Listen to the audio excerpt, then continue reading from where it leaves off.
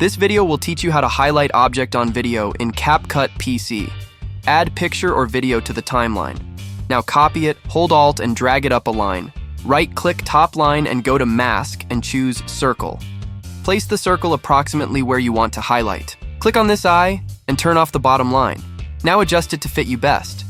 Turn on the bottom line, set the timeline to where you want the highlighting to start.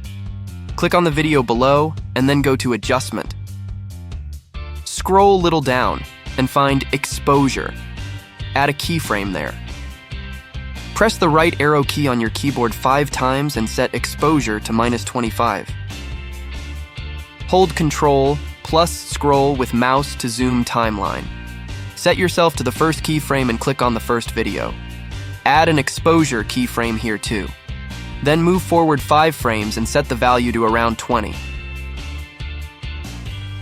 If you want it to be a little longer, just move the keyframes further apart, but make sure they are in the same places in both videos.